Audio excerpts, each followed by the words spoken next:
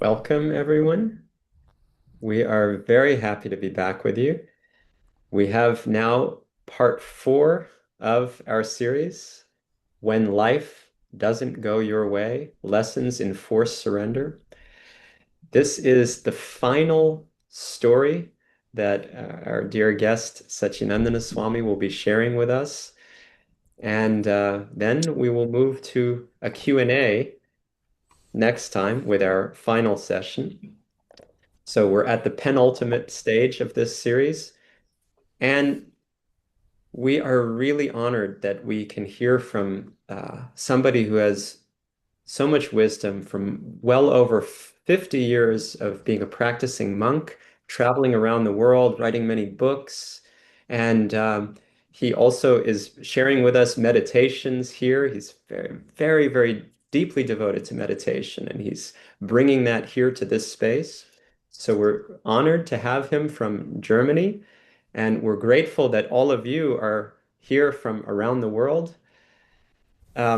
This is part of a regular program called Remembering Who We Are. We meet every week with the intention to understand more deeply that we are not our mind, we are not our body, we are not our ego that makes us think we are our minds and bodies, and that we have to feel enough in this world. We want to be identified with who we really are, the soul. And we have to remember that all the time. So we come together on a weekly basis for this purpose. And on the anniversary, we get to have our wonderful guest speaker, who is also my guru and dear guide to all of us at Upbuild, Sacinandana Swami. So the way this format works is Sacinandana Swami will bring us into an experience of a reversal that he's faced. He's had so many incredible life experiences and gained so much from them. So he will transport us into the scene and take us out, transport us out with realization that he has gained from it. He'll translate that for us so that we can act on that realization that he's received. Please, as you're listening, make sure to note down your questions. And we don't have Michael today. He'll be back with us next week. So please share your questions with Vipin. Vipin is here to take your questions, direct message him, and he will then call, or he will filter them, and I will call on you as time is available. So if we don't get to the question today, next week, remember, is a full Q&A. We're closing with a full Q&A, so we hope that there'll be opportunity then. And please definitely, as far as you're able, stay with us afterwards for the extra half an hour where Sacinandana Swami will take questions. We have a culture that helps facilitate our learning and our growth. It's based on three pillars. So we ask for your full-hearted participation. Please be present. Do not be multitasking. And to the extent that you're able to keep your video on the entire time, that will go a long way for you and for all of us as a community. So be here with your full heart. Respect is needed. We are going to gain sacred teachings, and without respect for them and for our speaker, it is not possible to assimilate. So your respect is wanted and determination that I want to live something that I'm gaining from this, something I want to shift. That is up to us to decide. I will be determined to apply. So your full-hearted participation, respect, and determination are what we ask. And with that, I will turn it over to Sacinandana Swami. Let me greet all of you affectionately before I start. It's a great pleasure always for me to reserve this Wednesday evening for us here in Germany. We have 6 o'clock now in the evening to be with all of you and share these very personal lessons with all of you. What I wish to address today is something where I feel almost a little. I was hesitating if I should bring this subject matter. I think all of us have experienced that we are in one place and somewhere else our friends are, the action is going on, and somehow we either were not invited to the occasion, we couldn't make it due to various reasons, and later we get Instagram posts of how enjoyable the situation was, the journey to Mountain Kailash or anything, or me as a monk, I always get these posts of a friend of mine traveling to the Amazonas and spreading the chanting of the holy name in the villages of the Amazonas, and we are not there, and we might feel a feeling of missing out. Also, it could be that we have a very, very we have a goal in which we are personally invested, and we seem to not reach that goal, whereas someone else has reached the goal. And again, that feeling of, maybe I'm not good enough, maybe I don't deserve this part of the of God's creation, and so on. This feeling is very present. And when I was a young man, I did have this even as a monk. Yes, I may not have wanted cars, and I may not have wanted to be invited for parties or music concerts and so on. But I had other goals, monk goals, and if I did not reach them, or if they were not given to me, or if I was not invited, I felt some feeling of insufficiency and perhaps sometimes jealousy directed towards those who had more.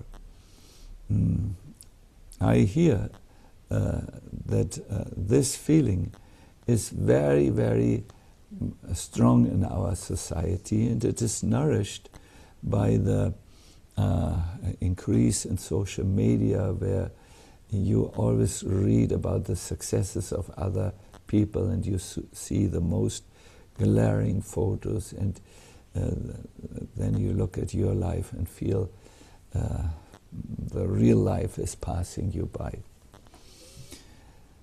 Now, where I'm old, or older, this is no longer there, but when I was not so old, then that was there. Until I met Chaitanya Baba. Chaitanya Baba is a renunciant. He is a monk who comes from the sacred town of Navadvip.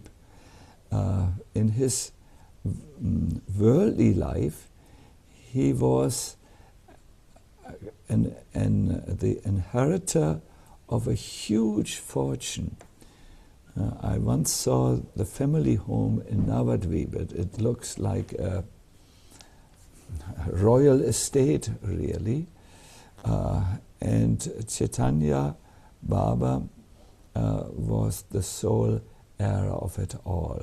He comes also from an aristocratic Bengali family, and was well respected until he chose to renounce it all and go to the sacred place called Vrindavan, where he became a very simple monk who had perhaps only 1 or 2 shirts in his possession for changing.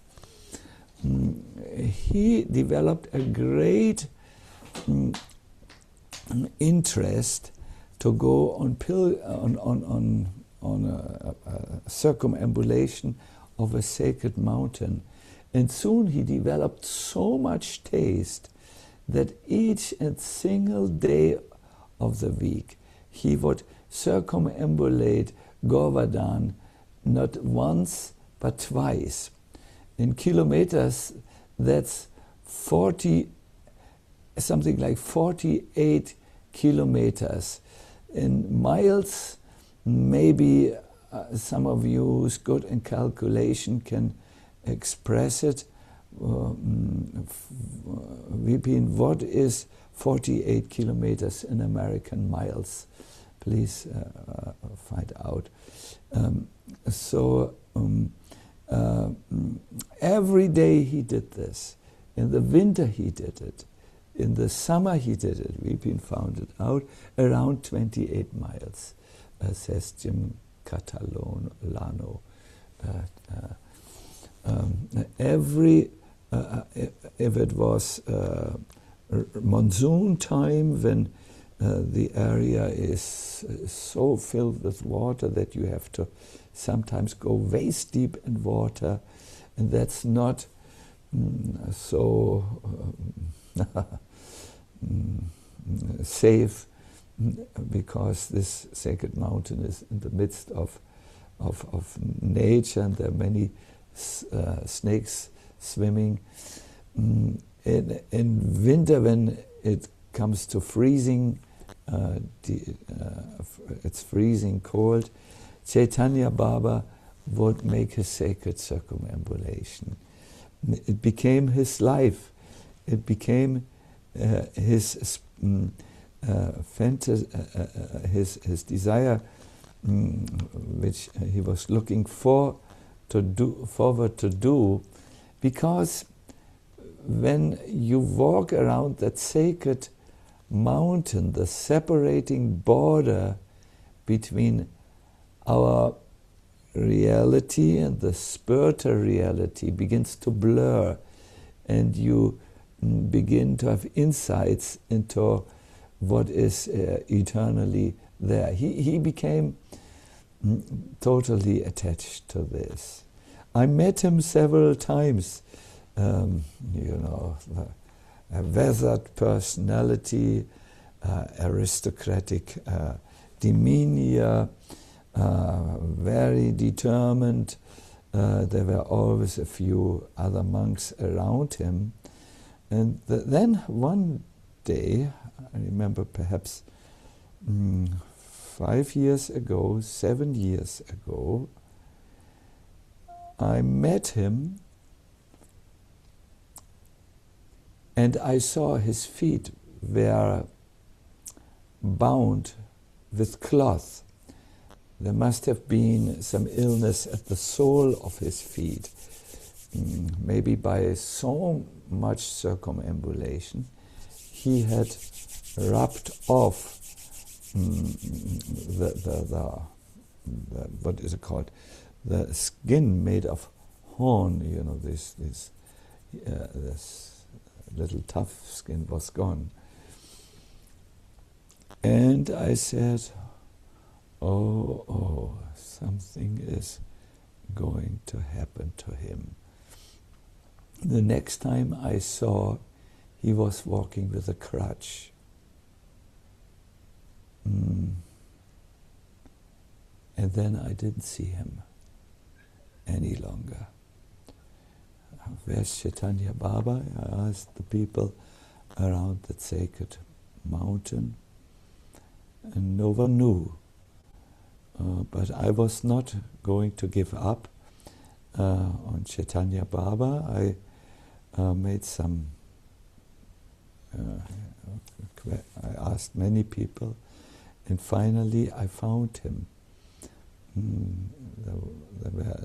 He was in a very tiny little hut, lying there um, uh, his body was wasted and wasting away. And we do have a little charity, so you never can give these saints something directly. They won't accept or touch money, but I gave to his caretakers. And I asked him, "How are you?" And he said, "I'm missing looking behind the veil." I knew what he was saying. This world is, this material world is sometimes like a veil that covers the spiritual reality, and he felt that during his worshipful circumambulations, the veil was lifting, and he could look behind the veil. I'm missing looking behind the veil. Then I found him again the next year, and he was glowing. And I said, "Oh, you are very content." And he said, "Yes, I discovered what is behind the veil in my own heart." Wow! And he explained, in the heart there is a sacred place, and if you know the doors that lead to that sacred place, you find everything you're looking for outside. God, eternity, the soul, and also his own cherished spiritual deity. He could find this. He looked like someone who felt satisfied, content, and fully surrendered, although things clearly didn't go his way. He had wanted to continue his circumambulation of the sacred mountain, in which he had these amazing spiritual realizations, but he had found another way that the veil would lift. In the Bhagavatam, an interesting question is asked. What is the reason for suffering? If God is in the heart of everyone, how could there be suffering? You understand, when you, let's give a medieval example, when you live next to the king and he's your friend, you have everything. You can eat nicely, you have a warm place to stay, you have interesting friends, and so on. So when you are next to God, where is the question of misery? And the Bhagavatam says we are all next to God, because He's not very far outside there. He's right in the heart. And the question which is, this question is answered, that we have this problem called Atma Vipayaya. We misidentify with something that gives us misery.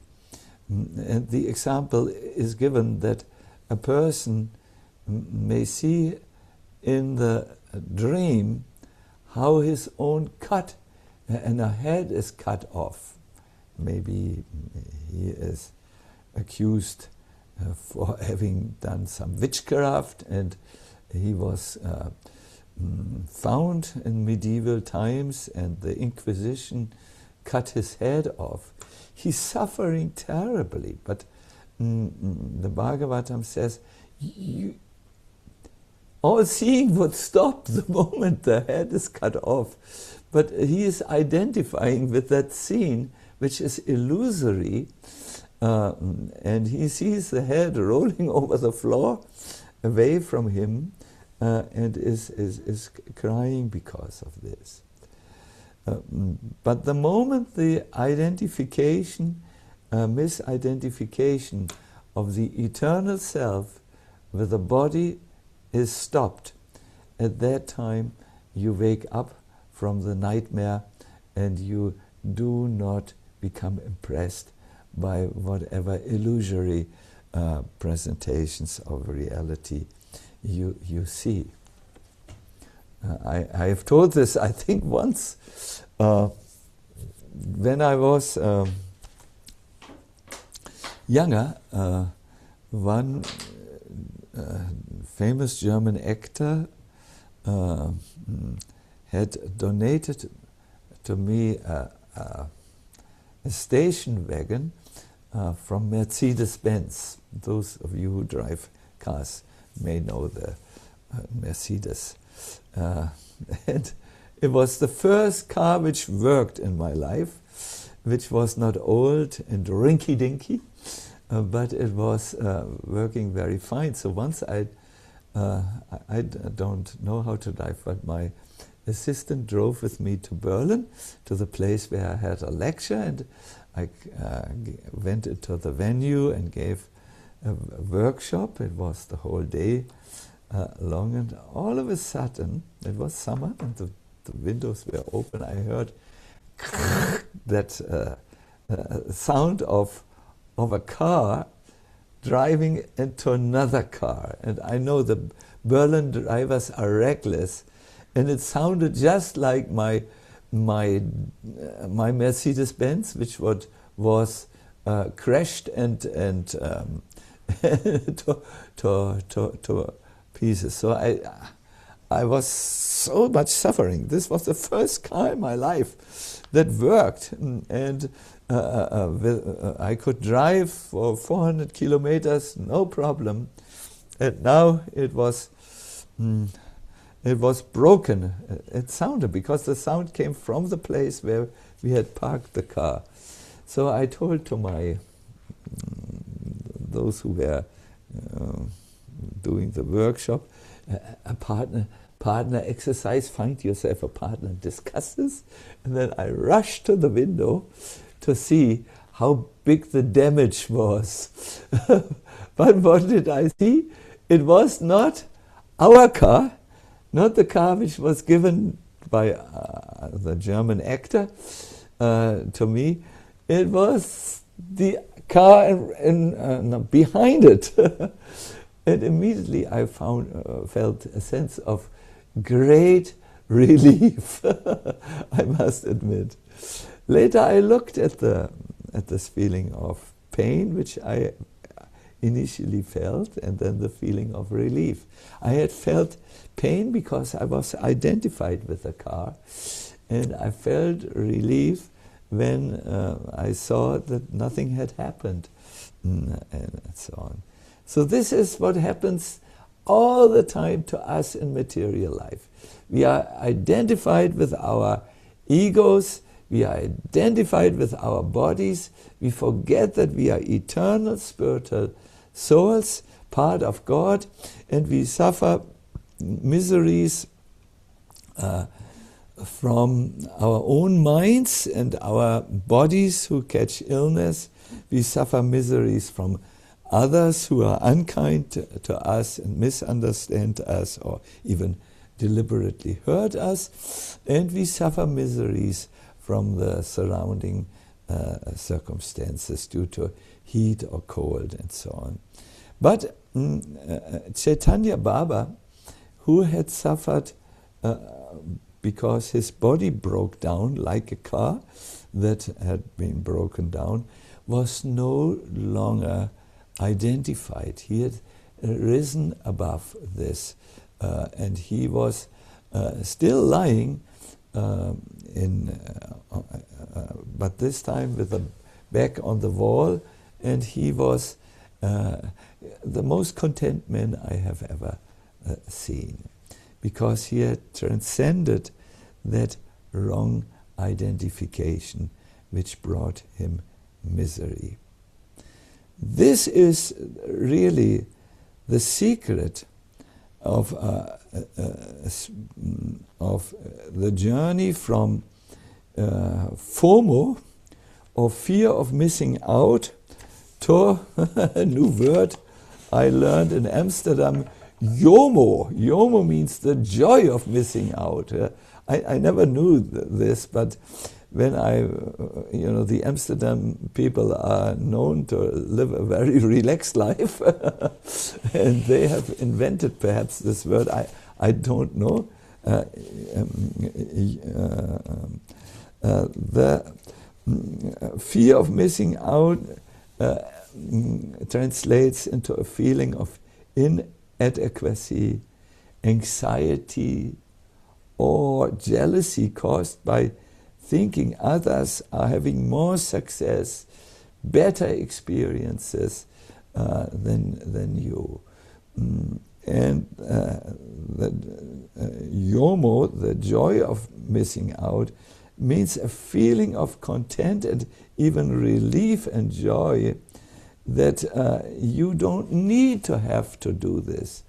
You don't need to be there. And if you're a monk, you don't need to walk 2 times around a sacred mountain, because you have a rich inner life to which you can turn. Now this requires definitely a shift of minds, a shift in the mindset. Instead of feeling anxious about missed opportunities, you feel actually happy to be disconnected from your desires, your plans, your constructions, even if they are of a religious or spiritual nature.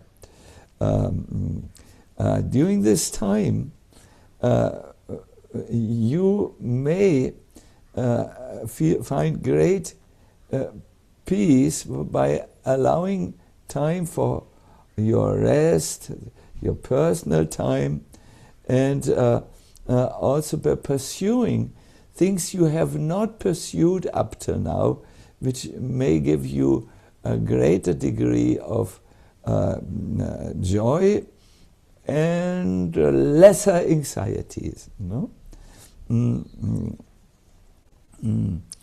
For those of us who are listening and who may not be like Chaitanya Baba, that may mean to create some time where you don't have plans, where not every second of the day or every hour of the day is planned out. The time which you can spend on your own. It might mean to read a good book. It might mean to read a book, a good book that I had already. For me, books is what I want to do in my free time. Or it may mean to go on a walk through nature and sit on a bench, and if you can't find a bench, you can have an inflatable cushion and sit on the inflatable cushion so that you are warm and so on. It may mean to sing, why not? To dance when no one sees you dancing around, and so on. This state of contentment does not mean to stop all your social networking. But it may mean to do it selectively. I know this from Gaur Krishna, my assistant. He enjoys a month in a year where he does not look on his mobile telephone. Only when there are messages from me, which are important for our cooperation, then he will sometimes check once a week, but only for very selective things. And in this way, he feels peace in mind and relief. My dear everyone, our society goes into FOMO. It creates FOMO junkies.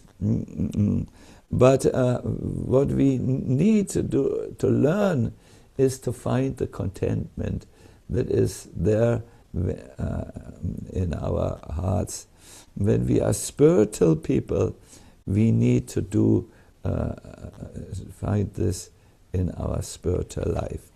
I would like to show you a little graphic display, which will look at the beginning of the spiritual journey. We are very much still engaged with the world. We are highly invested in material goods. We need to struggle, and the world is very big, and we have little time for the more than human dimension, for God, who is very, very small, somewhere next to us. Now, as we commence our spiritual journey, there will be certain results of the spiritual journey. And the first thing is, God will become very big for us. The world of God, His world, the divine thoughts, the inspirations, the experiences which we make are so Himalayan great that even the Empire State Building, or the world, which is a representative of the world, perhaps, is very small in comparison. It is there next in comparison. No, it is. So what I learned from Chaitanya Baba, he found the Lord he was searching for in his heart, and he was no longer so concerned with his other practices of circumambulating the sacred mountain. He is a symbol for me for turning away from the 1,000 urgent things which pressurize our time, and finding the few things that are really nourishing and inspiring my soul. Yes, that is I think something very nice to share with you. I would love to wish everyone from you that for you the spiritual world increases, the world of the inner dimension increases so much that you are no longer dependent so much on the external world, and you don't really even know this FOMO any longer. Do you have this in America, FOMO? You have. Yeah, I think it's universal, and perhaps the Americans are the front riders in this, but I don't know. How do you make the spiritual world so big that wherever you are absolutely at home? Someone says FOMO is one of our major exports to the world. Yes, because there is so much focus on external things, how you look, the haircut, what sort of wristwatch do you have, then what else, the tailor-made cloth, how white are your teeth, there is special teeth whitening cream, so that when you look, you outshine everyone, and all these. Were you in Haiti, or were you so poor that you could only go to the local beach, and what are your posts on social media, that they show you with next to lions, or are you next to boring rednecks, and people are always thinking, oh, I'm missing out, I'm missing out, I'm missing out. That's because the world is so big for you. Here. And God is so small. How can you make the Lord very big and the world so small? This is the result of spiritual practice. And with this, I want to come to a suggestion to all of you. I want to request all of you to do something revolutionary. I want to challenge all of you. Can you do something for your spiritual well-being? And here's a practical suggestion. Why not become a morning monk? What does this mean? It means that you try to go to bed at an early hours, or a decent hour, 10 o'clock perhaps, not much later, and find a good night's rest, and then you get up 5 o'clock, 6 o'clock, whatever is that you are. And then after doing the necessary bathroom activities, you do something to wake up the body. I always do this. I do my hygienic activities. When I come out, I quickly dress, and then, believe it or not, I do some yoga exercises and end with some cardio, some 30 jumping jacks, and so on. Then I sit down. This is the next thing a morning one does. And I do spiritual activities. You can do meditation of various sorts. Then, after having done this for some time, then I read in wisdom literature. I'm at the moment studying a very ancient Sanskrit text, the Shikshastakam, which gives me great joy and inspiration. And then after this, I have a simple breakfast, not too complicated. I like porridge because it goes so fast. One can make it fast. Put a few raisins in it, a few dates, if our storage room is equipped with dates. And then I go into my day of seva. And by doing this, I create the spiritual foundation for a life that is not identified with the illusions the world throws at me.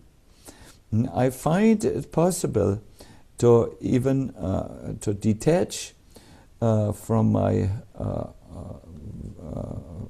from things I cannot control. I find great contentment, and so on.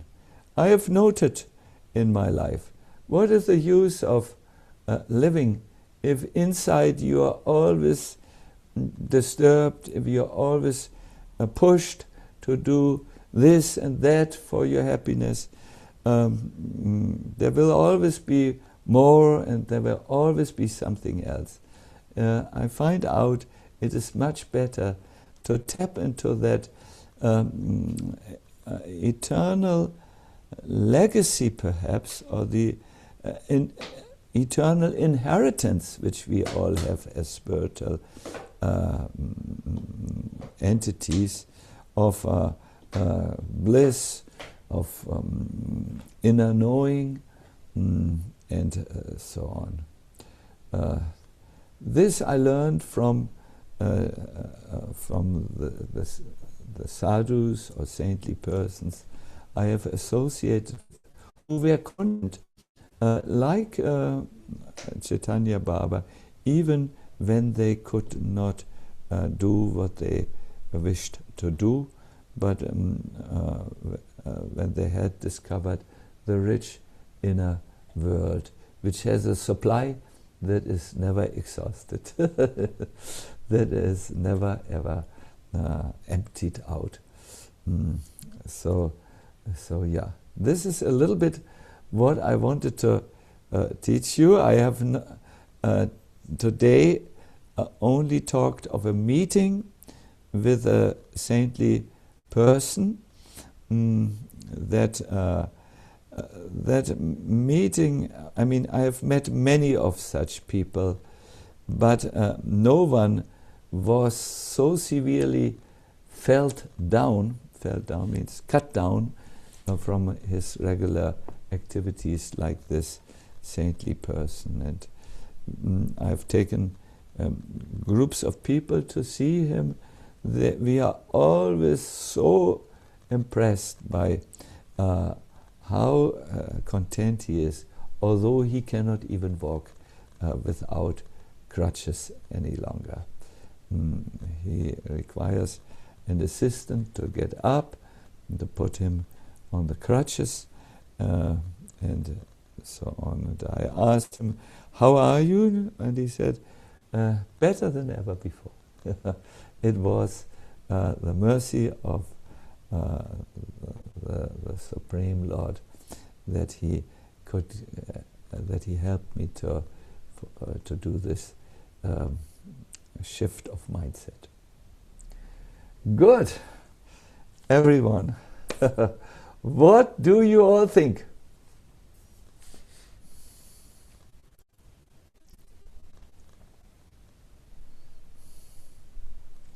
I see a heart is going up. Yes, I think you're shocked. Good. I will give the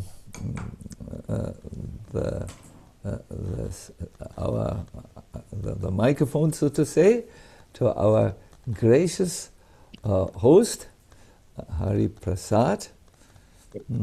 Yes. Thank you so much, Sacinandana Swami. If we're not to do a meditation, we can take questions. It's your choice. Oh yeah, that is best to do a to do some experiment. Yes, we should do that. We should do this. So, like every time, I request all of you to find a very good sitting place. Let me make my little orchestra on, my little sound. Let me check, because I don't know how the sound comes out on the other side. Is it okay? Okay. Yeah. And does it blend nicely that my sound is not compromised by the sound? It seems to be all right.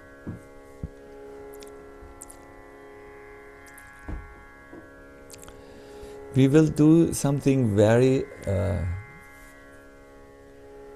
nice that you can copy in your lives. Most of the times people are steered by an unconscious co-driver in their lives. It's the sympathicus, a nerve system that runs through the whole body, that always puts us on alert, and almost always we are on the go. mm, by a simple exercise that we do at the beginning of the meditation. We unplug from the sympathetic nerve system and plug into the parasympathetic nerve system that stands for relaxation, inner peace, and all these qualities. So I request you to sit down. I mean, you're sitting already, but sit straight, I wanted to say. And just bring your attention to your feet as they're resting on the floor. Then move your awareness up towards the knee and the sitting bones.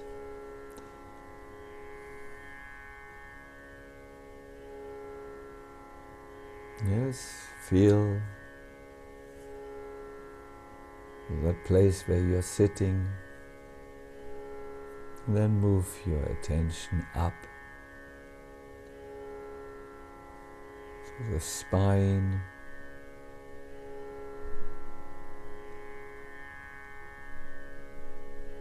And relax the tummy or belly. Relax.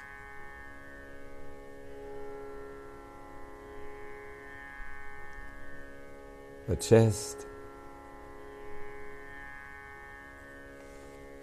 Relax.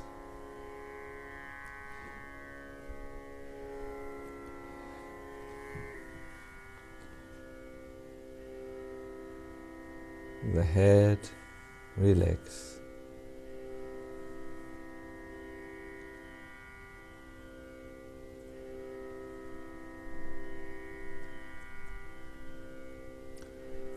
The face, relax.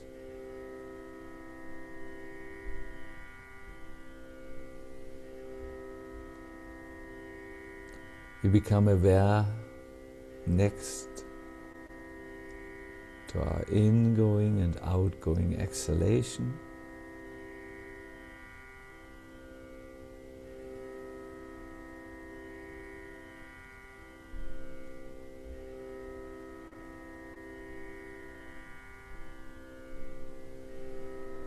When we inhale, our chest rises,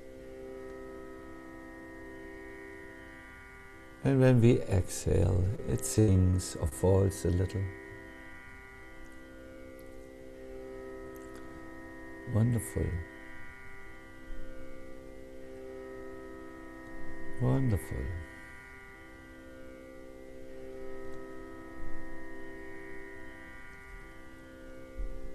We bring our attention to the heart space.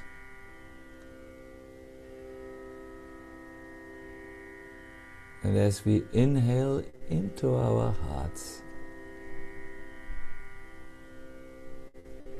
we mentally see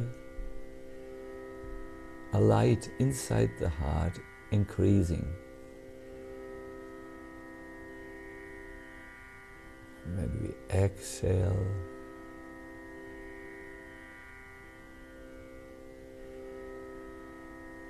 that light spreads throughout the body. First to the lower body, that means the area under the heart or below the heart. Trunk of our body, our sitting area, the legs, thighs, calves, feet.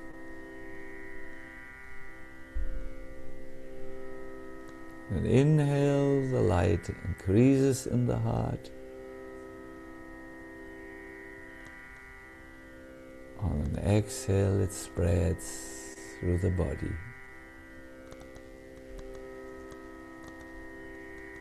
Now we also move that light into the upper part, those areas which lie above the heart. We see the light rising to our throat, inside, throughout our head.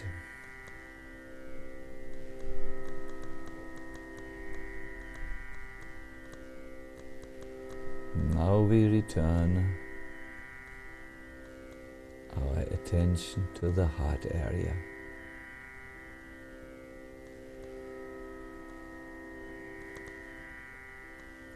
Whenever we inhale, we see that light in the heart.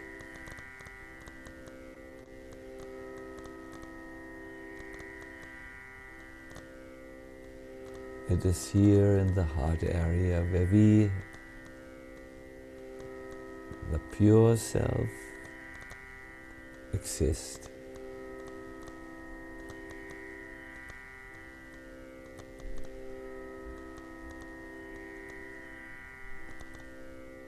Yes, we witness the world through our eyes.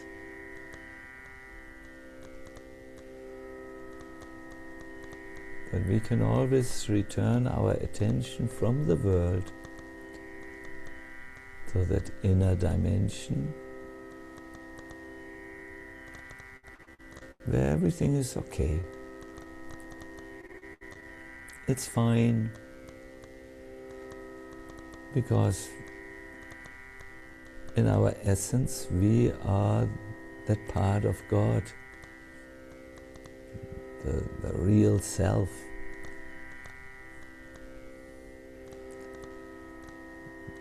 These material things, our roles which we play in the world, our possessions that we call ourselves, the names by which the world knows us, they have only little to do with that part in us which is the eternal self. For a moment, let us just breathe and dwell or rest in that spiritual domain. Rest with ourselves, stay with ourselves. I will give you a signal when we stop the meditation.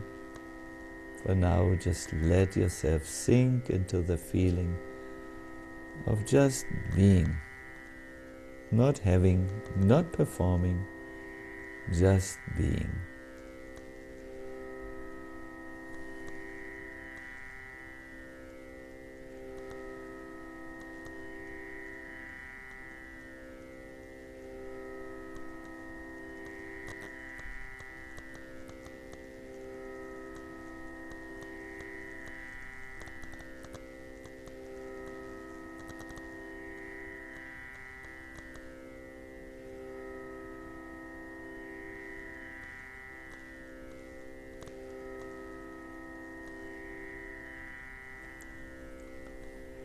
We can now gently take our hands and rub them together.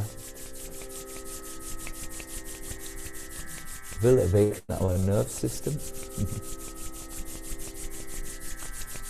Bring them to our eyes like we do when we do palming. And then bring the hands away from our face. And look into them as if we are seeing them for the first time.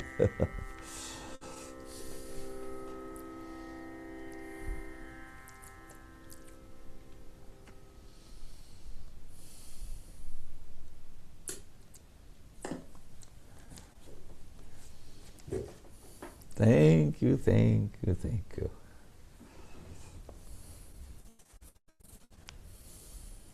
It's always a shift of energy, no? Every one of you looks uh, like peaceful Chaitanya Babas.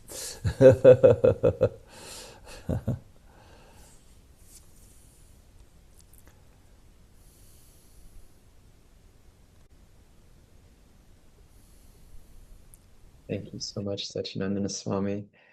Um, we could take one question if it's quick, um, and then we can come to our close before we do the remaining questions afterwards. Kelly, would you kindly ask your question?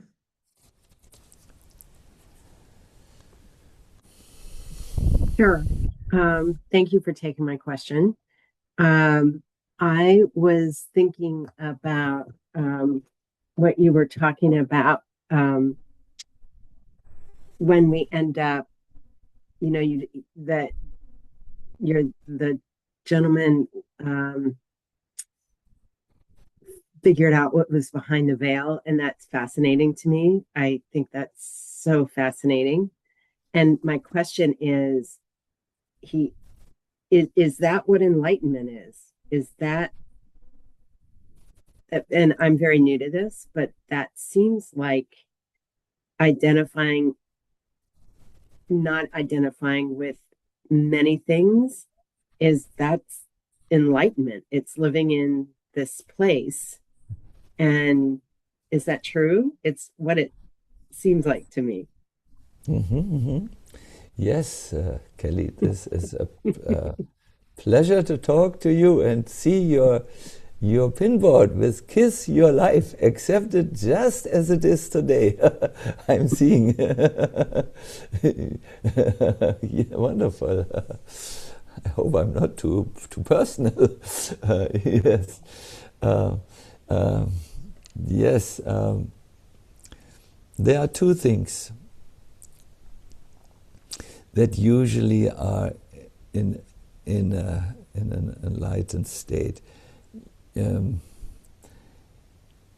Either you unplug from the world and plug into the spiritual reality. That is one modi.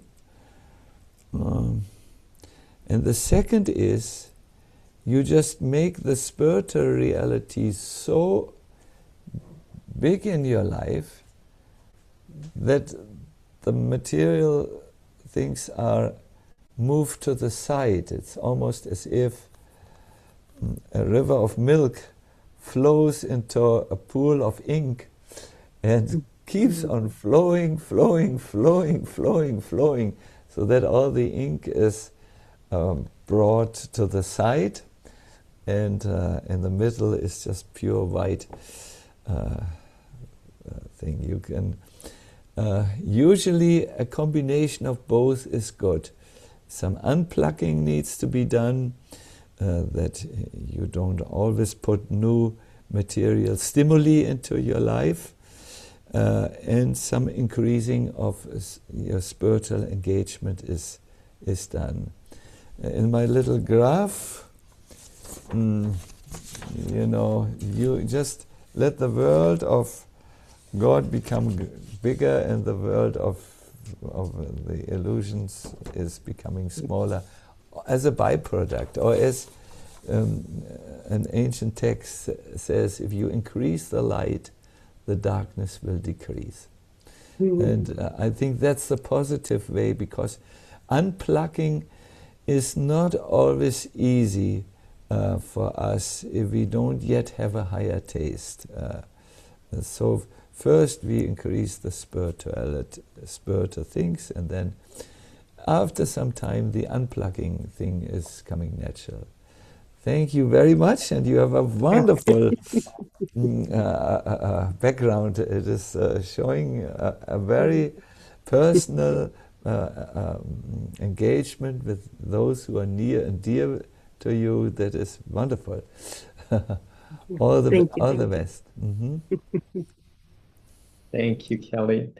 So we'll come to a close here.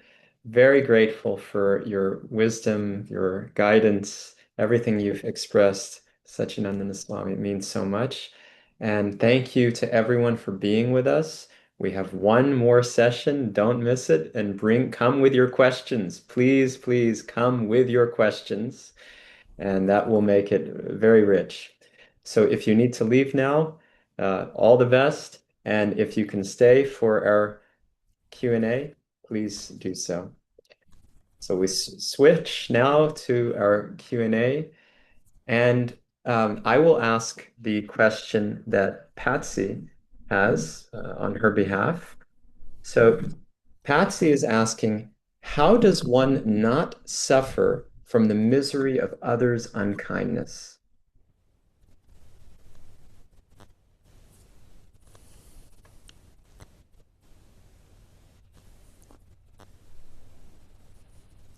There is a very interesting section in the Srimad Bhagavatam where one Brahmana is dealt with so unkind in his village. He is really made an outsider. Everyone has only the worstest words for him, calls him a cheater. And there is an incident when he is now poor, he has just begged a meal and wants to just start eating it, when some rascals, as an act of defiance, urinate in his meal and spoil his meal. Very unkind. So he reflects, and his reflections form a song, the song of the Avanti Brahmana. And it's a Sanskrit song, and he is reflecting there. Am I suffering because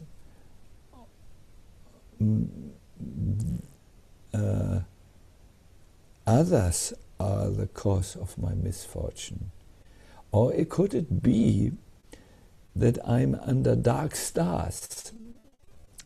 The planets influence my life. And he goes through 5 possible causes of his misery, and then comes to a very interesting solution. He says, I'm actually suffering because of my mind. The mind is the cause of happiness and distress, and not the external circumstances. Patsy, I once saw a beggar in Mumbai who had no legs. He was rolling, he had his hands, and he was sitting with the trunk of his body on a little wooden board which had 4 iron wheels, and he was moving like this, begging for his livelihood on one of Mumbai's most heavily used traffic crossings.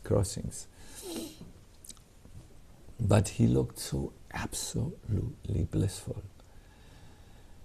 So I asked him, through my person who was next to me, to pull over.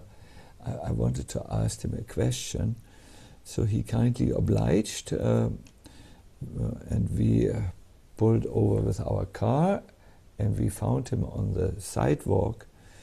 And I asked him, you have no legs, and you live in abject poverty, but you appear to be so happy. He was shining like a star. And he said, yes, inside of me there is a temple, the temple of the heart, and that is open 24 hours a day. And there I can find everything I'm looking for. So he had really been successful to make the world of the Lord, it's here, bigger in his life. He must have done, I don't know, he had some spiritual practice, or he practiced being in the presence of the Lord, or whatever. There was not enough time, nor did I want to ask him. You know, he was the enlightened beggar, and I didn't want to ask him too many questions. I left him with a little donation and then jumped back into the traffic, the Mumbai traffic, to follow my ways. Yes, but you know, others who can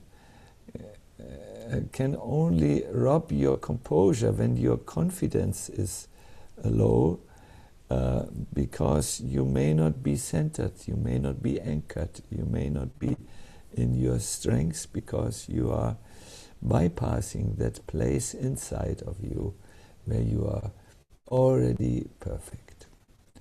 People talk so much about becoming a better version of themselves, and they make so many efforts in physical, mental, yogic, and what not ways. But what if they are already the best version of themselves, and they just need to discover that? They discover the soul, do a little bit spiritual archaeology, and discover the self from the ruins of an externally lived life. No? That is definitely there. Yes, I have lived with people who tried to hurt me, spread rumors about me, and so on. I had my share, and I know that only when I found my inner balance was I not affected by it. Once the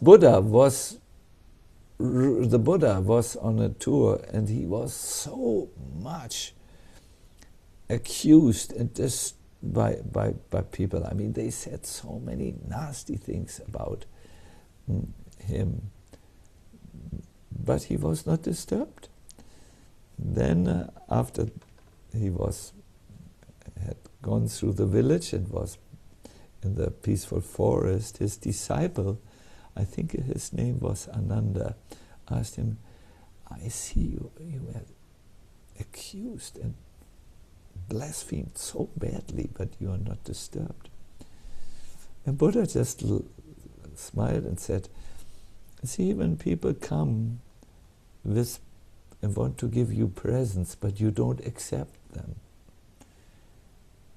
to whom do the presents belong then? He said, to you? No, you have not accepted them. The answer is to the people. And the people, if you don't accept these curses and hurtful words, if you don't allow them to disturb your inner calm, then it goes back to the people, and the people are disturbed and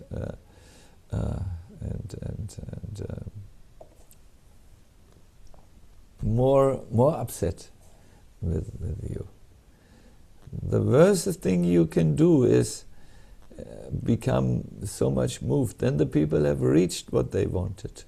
But if you remain polite and calm and correct, because you have been in your strength is drawn from the well inside that never becomes exhausted, then the people will, after some time, let you. Don't react in the same way. Don't write heavy letters back. Don't justify yourself. You might even say something polite. I'm so sorry that I have upset you, and then they will, after some time, leave you alone. Only what you persist, no, only what you resist, that persists. That's not my words. That's the words of Mother Teresa. Yes. Thank you, Patsy. I know you. I recognize you. Yeah. Yeah, Yes. I'm your distant, invisible disciple. I feel such honor and grace and mercy to be listening to your teaching. It's so needed right now. Thank you. Thank you. Thank you, Patsy.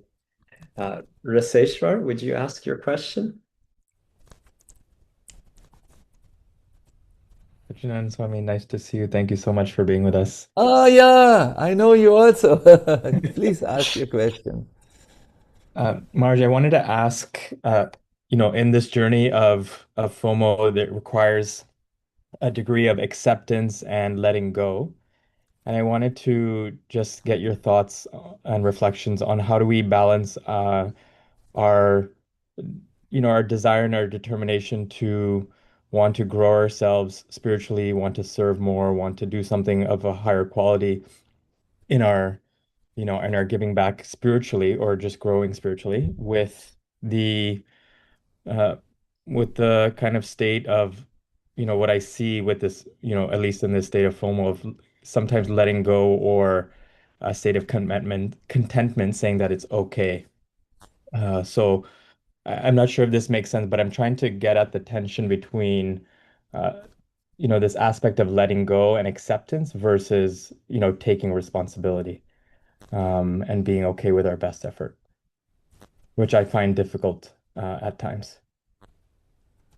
Yeah, it's difficult for everyone. It's because we have created a different habit, and our culture, even I have seen amongst spiritualists, they have the culture to be the best by producing big results, impressive projects, and the like. I think it really, first of all, when you're in the FOMO mindset, which I think many of us are, and even those on the spiritual path in the beginning may be in that, and even those who are advanced, if they're not careful, it can come to them when they can't do what they wished to do and in which they have invested their life so much. The first step in coming out of the FOMO and stepping into contentment is that you choose to step out of this. You recognize this brings me anxieties. This brings qualities like jealousy in my heart, and I don't want this. This is not spiritual. This is not the goal of my spiritual journey. Something goes wrong here. The spiritual life should result in decreasing of anxiety and jealousy and these things. No? But if you see it means to decrease this, of course. But if it increases, then you know something's wrong. So at that time, you need to step away from certain things. You need to choose to step away. And where do you step into? Not into nobody's land, Sheshwara. You step into something you are genuinely satisfied with. I would like to give an example. I'm an avid reader. I like to today for many hours I read in the Bhagavatam and so on. And I would not swap my time with anything, not even with €1,000,000 or 2,000,000 euros.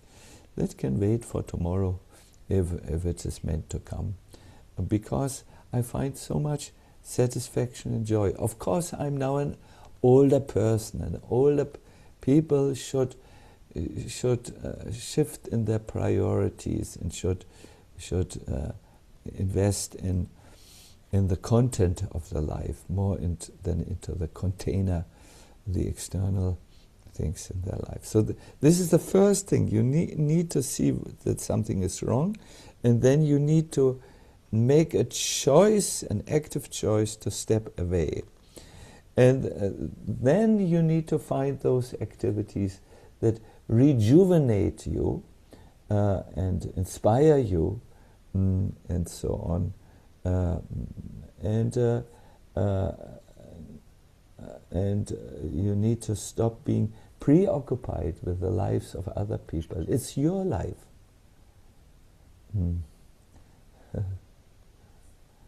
I have to hop off. This is a new way of expressing. I have learned a new English word. Yes, so this is these 3 steps: recognizing it, then choosing to step away from the wrong mindset, and then stepping into something that is rejuvenating. Now, after having done this, your good name is Rasheshwara, I see here, Rasheshwara. Of course, there are things like responsibilities. Of course, we have to interact socially with people. Of course, we have to do our responsibilities, but they are no longer done from the place of competing with others. It's no longer done from the place of jealousy. It is no longer done from the place of I show them my worth. It is done from a place of compassion, and finally, I want to say, I have a formula which I want to share with you. I give my best. The rest is up to the Lord. No? You cannot do more than your best. You do your best, and everyone does the best. And by the way,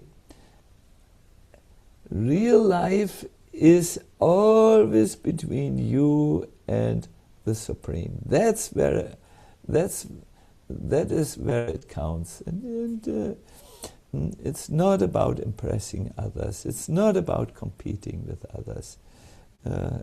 You are not measured by the way you compete with others and how successful you are. No, you are measured in the end of your life by how content, how God conscious you are, and how you could help other people. So responsibility should not be given up, but you will do this, fulfill your responsibilities from the place of inner contentment, not because you need to validate yourself in the eyes of others and become valuable. I hope that helps to some extent. Thank you. Thank you. Thank you, Raseshwar. John, please ask your question. Thank you, Hari Prasad. And thank you. Oh yes, John. We all know each other by now. So nice to see you. I'm so touched to be here and to hear your wisdom, and thank you for your kindness. Last time you said something, or the last session last week, you said something that really stayed with me. I've been thinking about it a lot. You were describing in your moment of distress, you calling to God, you are in the heart of the victim. You are in the heart of the murderer. You are in the heart of the predator. You are in the heart of the army general. Please bring me home. And I'm struck by the level of non-judgment and openness. And it's beyond my grasp. And I can say that, I'm steeped in a tradition of Western judgment and senses of justice. So I'm wondering, Maharaj, could you offer suggestions on how to see beyond this judgment? deeper realization. And does this come naturally with spiritual practice, or are there specific suggestions you might offer? Thank you so much. It has to do with different levels of reality, which you see or recognize if you take the appropriate perspective. On one practical perspective, we of course have to see people who are doing bad and people who are doing good. We need to really be mindful and know how to deal with these respective people. Is my sound audible? I can see my picture has frozen, at least on my side of the computer. Do you see me speaking? I can hear you. Yeah, I can hear you, yes, but you're frozen. yeah, yeah. Krishna is just doing some computer operation here. I let him do that. Moment.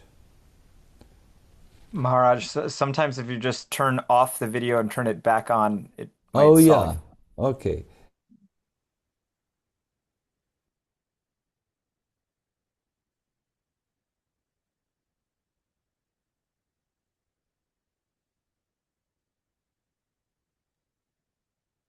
I think that made us lose his audio as well.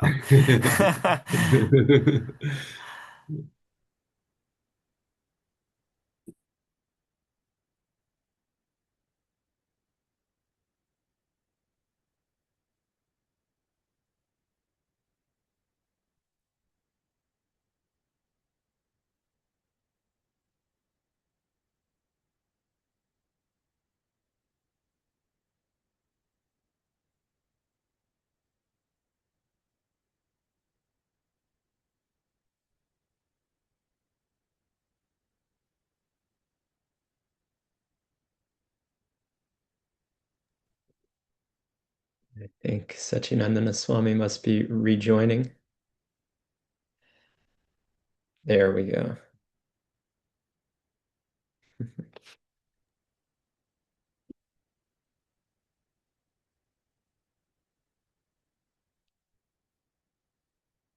See you now, Hari Parshad. Can you hear me? I can hear you, yes. We have some problems here. I'm continuing with the telephone. Is that satisfactory for you? Good, good, It is thank you. good. Please. Yeah. So,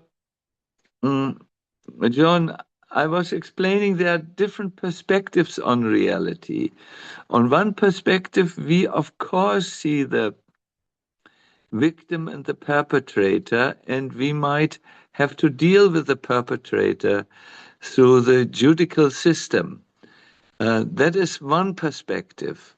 But then there is, we could call it a meta perspective, where we see everyone acting out the specific karmic roles, and we have equal compassion on that level to the victim and to the perpetrator who is involving himself into very bad karma and a very bad future by what he did. So there are different perspectives, and sometimes one perspective is called, and the other perspective needs to be parked, and at other times another perspective is called. I know that there is a prayer by Prahlad Maharaj where the meta perspective is called upon. He prays for all beings, also the envious people, who, the miscreants, the rascals, He prays for them just like he prays for the victims by saying that may they all become pacified in their hearts by developing love of Krishna. So you need to know on what level you are, and you need to know which particular perspective is called upon at a certain time, and then you need to go with that. Okay? Thank you, Maharaj. It's very helpful. Thank you. Thank you, John. We can ask one last question. Jim, did you have a question? I did have a question, and the meditation eradicated my question. I found the meditation remarkable. I actually don't have the vocabulary to describe the effect. Perhaps I could thank Sacinandana Swami for last week. I had been experiencing a chronic low-grade existential crisis for weeks, and I couldn't quite label the feeling or identify the clear cause or causes. And Sacinandana Swami shared his experience I think it was in Southeast Asia, trekking to this prayer place on the mountain and being accosted by wolves on the way back. And that the experience that you shared exactly described what I was feeling. That the word, and you talked about panicking at some point, and your spiritual response to that, but it was panic that I'd been feeling. I couldn't or wouldn't label it that. And the wolves in my situation were, metaphorical, financial worries, my business, et cetera, et cetera. But it was exactly what you described. And I shared this with my coach and mentor, Sippy, who said that Sacinandana Swami was your cow. Because in your experience, right, you met the cow and the cow led you, and that you were my cow. And that was just the icing on the cake. It was exactly. So I want to thank you. I was too emotional to share that last time, but I wanted to thank you really from the bottom of my heart for that. Yes. Sometimes, Jim, these stories, when they are told like a life experience, they can express a lot, because we can find ourselves all of a sudden in the same situation and almost feel the wolves running after us. And we then can find strength. We can find strength and deal with the situation as it requires. Yeah, it is. I'm happy that I could that this could be of help for you. Thank you for sharing also. My Fantastic. pleasure. So I will Thank give you. back the microphone to our generous host, Hari Prasad. Please be there. Thank you, Jim. That was very touching. Yes, so we're at the moment of coming to a close entirely. Very grateful for everyone being present. So grateful for all that you're sharing with us, as always, Sachinandana Swami. And if there's anything you would like to share before we sign off, please. Yes, I would like to all of you to momentarily move into the situation, into the body, into the experience, perhaps, of that saintly person in Vrindavan, or in India, who all of a sudden, not all of a sudden, who gradually lost his ability to walk, and who initially felt, oh, I'm missing this opportunity to walk because it's a sacred thing for me. And then how he went from this FOMO into the area of contentment by making the world of God bigger in his awareness, and that brought the world, his own plans on the second place, and he found peace and contentment in that. That is such a wonderful thing, and I would leave you all by asking the question, what practice would help you to make your world, the world of your spirit grow? I gave you my morning program, the morning monk. What could be your morning monk or afternoon monk or evening monk at the time? Of course, morning is good because we are still fresh, but sometimes it's not possible. It's just about reserving a time for this. Thank you very much, and see you very soon again in 1 week.